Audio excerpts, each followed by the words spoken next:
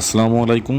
Fundamental company অ্যানালাইসিসের ক্ষেত্রে আমাদের তিনটি বিষয় জানতে হবে। তার আগে প্রথমেই জানতে হবে ইপিএস। ইপিএস শব্দের অর্থ আর্নিং পার শেয়ার, অর্থাৎ একটি কোম্পানি সারা বছরে যে টাকা ইনকাম করবে, অর্থাৎ যে নেট প্রফিট করবে, তাকে টোটাল শেয়ার দ্বারা ভাগ করার পরে যে পরিমাণটা আসে সেটি হচ্ছে ইপিএস। এরপরে আমাদের আসবে হচ্ছে পি রেশিও। এটি শেয়ারে বিনিয়োগের ক্ষেত্রে খুবই গুরুত্বপূর্ণ। পি রেশিও মানে প্রাইস আর্নিং রেশিও, এটাকে ইপি বলা হয়।